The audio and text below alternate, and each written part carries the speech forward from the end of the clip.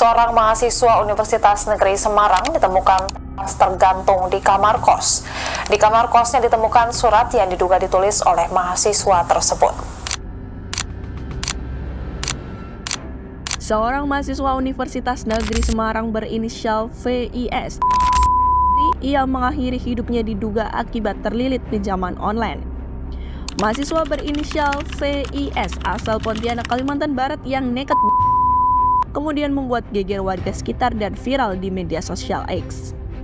Menurut keterangan dari Ketua RT 2 Suratman, mahasiswa UNES itu ditemukan diri sekitar pukul 18.00 waktu Indonesia bagian Barat di kamar kosnya di wilayah Kelurahan Sekaran, Kecamatan Gunung Pati, Kota Semarang, Jawa Tengah pada Kamis 3 Oktober 2024.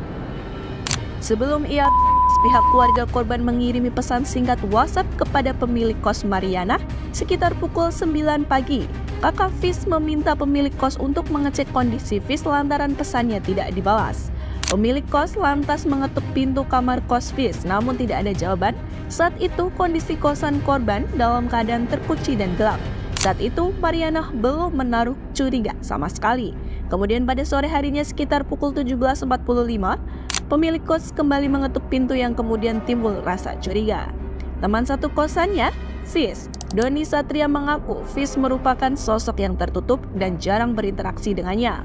Masih kata Doni, Fis lebih senang menghabiskan waktunya untuk bermain game ketimbang mengobrol dengan teman satu kosannya itu. Ia meninggalkan sepucuk surat di dekatnya. Isi suratnya itu pun tersebar di media sosial. Perilaku utang melalui pinjol memang menjadi pilihan kalangan generasi Z dan milenial. Kepala Eksekutif Pengawas Lembaga Pembiayaan, Perusahaan Modal Ventura, Lembaga Keuangan Mikro dan Lembaga Jasa Keuangan Otoritas Jasa Keuangan Agusman menyebutkan, tingkat prestasi atau kelalaian penyelesaian kewajiban di atas 90 hari untuk generasi Z dan milenial yang berusia 19 tahun hingga 34 tahun adalah sekitar 37,17% pada Juli 2020. Kalangan generasi Z dan milenial yang senang berutang melalui pinjol tidak bisa lepas dari karakter mereka yang adaptif terhadap teknologi. Nyatanya, sejak 2019 frekuensi orang pergi ke kantor cabang bank dan anjungan tunai mandiri atau ATM menurun tajam karena tidak lagi menjadi pilihan utama transaksi generasi Z dan milenial. Kantor cabang bank banyak yang tidak beroperasi lagi, sekarang fungsinya sudah bisa digantikan dengan gadget, ujar Direktur Ekonomi Digital Center of Economic and Law Studies, yaitu Nailul Huda. Termasuk dalam hal pinjaman atau pembiayaan, maka tak heran generasi Z dan milenial banyak yang melakukan pinjaman secara daring atau online. Lonjakan generasi Z dan milenial yang berutang melalui pinjol juga terjadi karena terdapat kredit gap atau kesenjangan kredit antara permintaan dan penawaran kredit. Bisa pula karena kondisi perbankan yang tak mampu memenuhi permintaan kredit, terutama bagi pihak calon peminjam yang tidak memiliki rekening bank. Kalangan generasi Z dan milenial pun tidak dikenal memiliki catatan keuangan yang baik.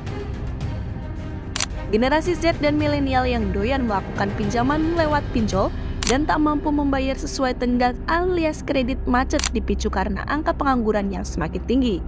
Kurangnya lapangan pekerjaan membuat generasi Z dan milenial ambil jalan pintas melalui pinjaman di aplikasi pinjol. Kondisi ini diperburuk dengan pemutusan hubungan kerja atau PHK yang juga naik. Akhirnya, mereka yang terkena PHK dan tak bisa memenuhi kebutuhan dasarnya nekat meminjam uang di pinjol. Kemudahan yang diberikan oleh aplikasi pinjaman online membuat banyak orang menggunakan aplikasi ini sebagai solusi masalah keuangannya. Namun ternyata aplikasi pinjaman online bukan menjadi jawaban untuk masalah finansial. Justru menjadi jebakan setan yang membuat peminjamnya mengidap gangguan emosi dan juga mental. John Gettergood dari University of Nottingham, dosen dari Fakultas Ilmu Sosial yang mempelajari kondisi ekonomi dan hubungan emosional, mengatakan utang sangat terkait dengan depresi dan kecemasan. Dalam studi yang dilakukan di Gettergood, menemukan bahwa mereka yang berjuang untuk melunasi utang bisa mengalami masalah kesehatan mental, depresi dan kecemasan yang parah 2 kali lebih besar. Perasaan cemas dapat muncul dengan berbagai pemicu, seperti kekhawatiran terus-menerus tentang uang, mengalami perasaan luar biasa kewalahan tanpa akhir yang terlihat, dan keputusasaan. Jumlah utang yang tinggi dikaitkan dengan tingkat stres dan depresi yang lebih tinggi.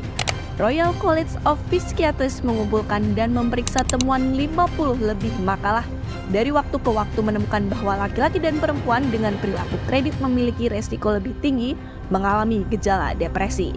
Lebih jauh dari itu, stres karena utang tidak hanya berhenti pada si peminjam, melainkan juga kepada orang-orang terdekatnya.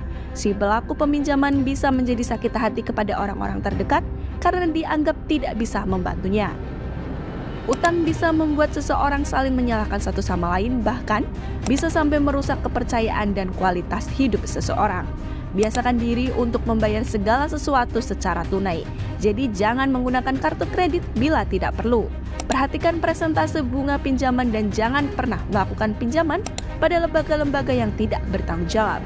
Diskusilah keputusan finansialmu kepada orang yang bisa memberikan masukan secara ideal dan memiliki pengalaman di bidangnya. Apalah gunanya punya barang tersier, namun kamu pusing memikirkan cara membayar cicilan sampai bisa memicu stres, apalagi sampai mengalami gangguan emosional dan juga mental.